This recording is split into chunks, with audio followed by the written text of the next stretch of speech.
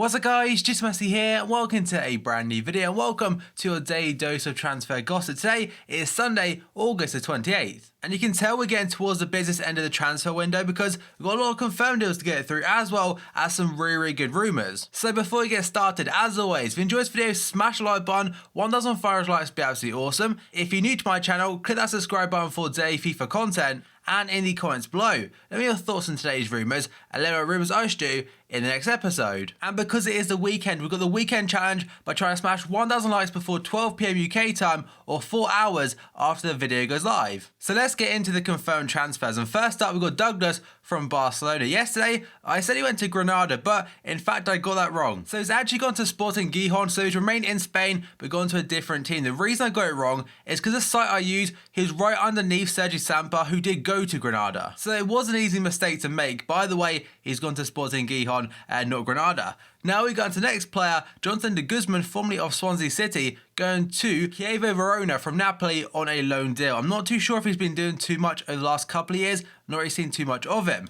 Then we go on to Tarek El-Yunusi, a fantastic non-rare card in his FIFA, going to Olympiacos. That is from Hoffenheim in the Bundesliga for £850,000. I believe his brother, I think it's his brother at least, has gone to FC Basel, who's a silver 5-star skiller. And I'll always remember El-Yunusi from FIFA 12, him as a strike partner next to Husklepp in a silver team, absolutely unreal. Now we go on to Gael Bigaramana, going to Coventry City. And that is from Newcastle United on an undisclosed fee, and it's a permanent basis. So I think Newcastle initially bought him from Coventry a few years ago, but things really didn't work out too well for him. Now we go on to Naldo, going to, I think that's Kuban Krasnodar in the Russian Premier League. And that is from Sporting in Portugal, again an undisclosed fee. Then we move on to Quincy Promes. It is a contract extension at Spartak Moscow until 2021. The reason I've included him, he was linked to a fair few Premier League clubs. The young Croatian Mario Pasalic has gone on loan to AC Milan from Chelsea for £850,000 or €1 million.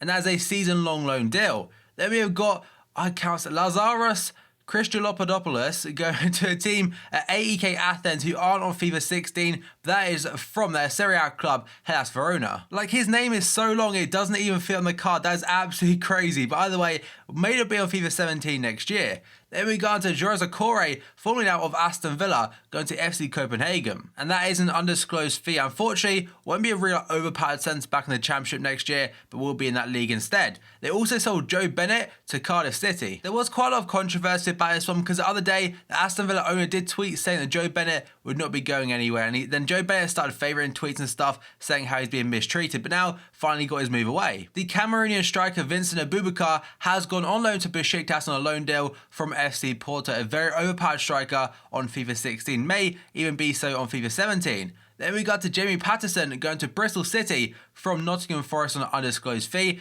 and Derby have signed Vidra from Watford for £8 million. And to be fair, he's a player that's done very well in the Championship in the past, but never really got the opportunity for Watford in the Premier League. And now we move on to a player not on FIFA 16. That is going to be Amadou Diawara, joining Napoli from Bologna for £12.33 million.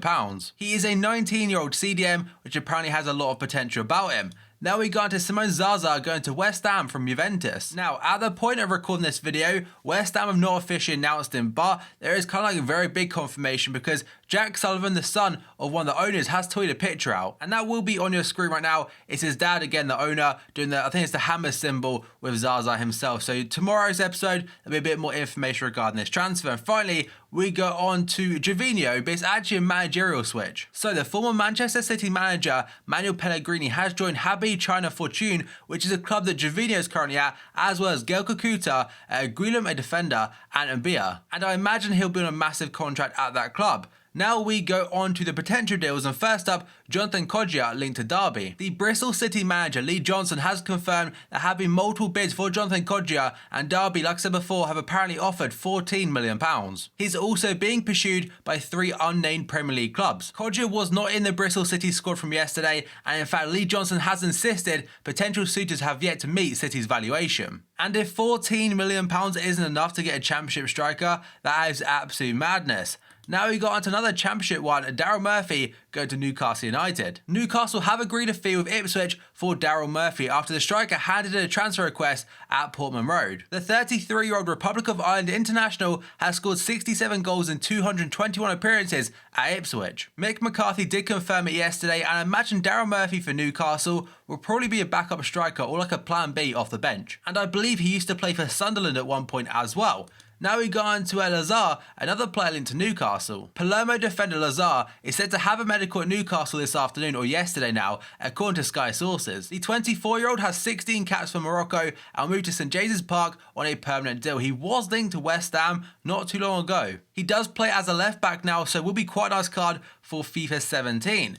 Now we move on to Lazar Markovic of Liverpool, linked to AC Milan. According to the Liverpool Echo, Milan are hoping to beat Sporting and Schalke to the signing of Liverpool outcast Lazar Markovic, and they hope to take him on a season-long loan. So at this point in time, Markovic, I don't think he's going to break into our team anytime soon, because whenever he actually plays for us in pre-season, it's like he doesn't care. This summer in particular, he had a massive chance to impress Jurgen Klopp, because in fact, when Jurgen Klopp was in charge of Dortmund, Markovic nearly joined them. And on the summer tour, he looked like he couldn't really be bothered, and to me, that's not the type of player we need, and Markovic will probably now go out on loan, or potentially a permanent basis. Now we go on to a player not an Ultimate Team. That is going to be, I think he's called Oliver Burke from Nottingham Forest. So according to the Daily Mail, Bundesliga champions Bayern Munich are weighing up a £10 million move for Nottingham Forest 19-year-old attacking midfielder Oliver Burke. Very recently, Oliver Burke has been linked to a move to the likes of Arsenal, Liverpool and multiple Premier League clubs. So I wasn't surprised if Bayern are actually interested, but their last English showing, I think,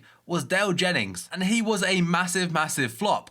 Now we move on to Wilfred Boney potentially going to West Ham. That is if you believe the Daily Mirror. They're saying that West Ham are still keen on Manchester City striker Wilfred Boney, despite closing in on a deal for Juventus forward Simone Zaza. Guardiola has said that Man City are signing no more new players, so I expect Boney, he's put on the list of players that will be going out. And they may even take a cut price as well, given the fact we're near deadline day. But a player could be going in another direction from West Ham if Boney comes in. Is going to be Enner Valencia. Enner Valencia might be heading to Aston Villa, provided West Ham land Manchester City striker Wilfred Boney. That is according to the Times, who say Boney remains as a keen loan target for Slaven Bilic, so a loan, not a permanent basis. And like I said before, Valencia could be dropping down to the Championship, so Aston Villa I don't think have had the best of starts, but still, if they get all these names in, I think they'll jump straight back to the Premier League. Or you'd assume they would anyway.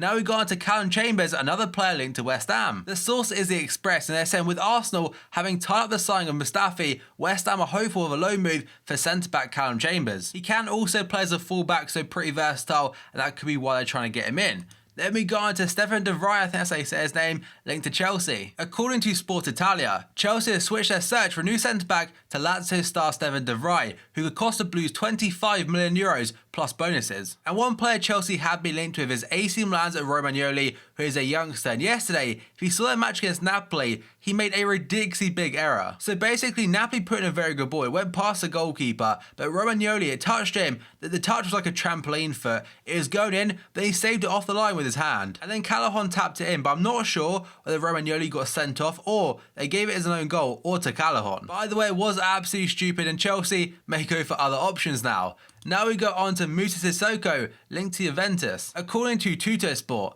after failing to sign Matuidi, Juventus have turned their attention to Sissoko and could spend up to €30 million on the midfielder. And the clock is ticking now for Sissoko. He's not got long to find a new club, and Newcastle, if they still on 35 mil, I don't think he'll leave. He's also recently been linked to Tottenham as well. Then we go on to Paco Alcacer, linked to Barcelona again, but apparently it's him or nobody for Barca. He's the only player they're still pursuing this transfer window, according to the club's sporting director, Robert Fernandez. After going through many different options to be the backup to MSN, they finally settled on Paco Alcacer. And the quote says, "Alcacer is a player who interests us a lot. It's Alcacer or nobody, we're sure of that." And that is what he said to Sport. And on top of this, apparently Barca are set to announce him today for €30 million plus €2 million in additional fees. According to the Daily Mail, Leicester City face a fight from Juventus to sign Sevilla midfielder Steven Nzonzi, with the Serie A champions targeting the 27-year-old as a replacement for Paul Pogba. His current buyout clause at Sevilla is €30 million, so Sevilla are not settling for anything less than that. And now we go on to Marcelo Brozovic. According to his agent, Chelsea and Arsenal ready to battle it out for the Inter Milan midfielder. Brozovic's agent has said the 23-year-old is getting big interest from the Premier League before Wednesday evening's deadline. The quote says, "It's true, there are many options and we're talking about some big European clubs.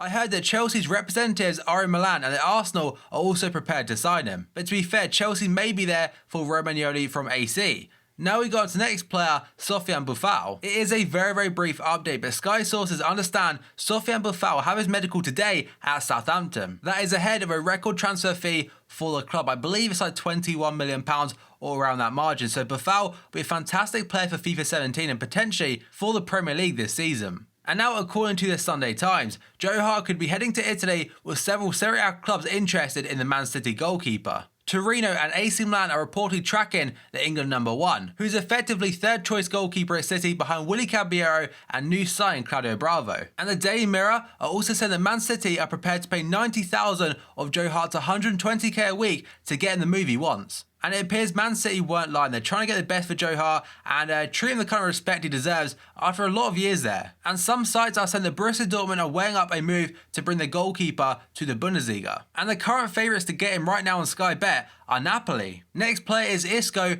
of Real Madrid. Apparently, according to the Daily Mirror, Tottenham are considering an offer for him. Zinedine Zidane reportedly needs to trim his squad before the close of the transfer window, with one of Isco or James Rodriguez set to depart. Club president Florentino Perez is thought to be keen on James staying, meaning that Isco could be the odd man out, with Spurs keen on a loan deal with the option to buy. And if they pull that off, fair frickin' play. Next up is Gareth Bale, linked to Manchester United. So according to the Daily Star, with their transfer business now finished for the summer, Manchester United are already looking to next year and have placed Gareth Bale at the top of their wish list. So not this summer, but next year Gareth Bale could be going to United. If they got him with the likes of Ibra, Martial, Paul Pogba, Mkhitaryan, Bailly, Rooney, Rashford, he outstanding yesterday against Hull City. They have got one hell of a team coming along. But to be fair, there's also a lot of rumours saying Gareth Bale is set to sign a new deal this summer. That still doesn't mean next summer is out of the question. Now we go on to Matuidi, apparently now staying at PSG. The PSG club president has confirmed that Matuidi will sign a new long-term contract with the club. And that is according to Le Parisien, despite there being a lot of interest from Juve to try and get him. So they couldn't get that deal done, but in all honesty, again, I said before,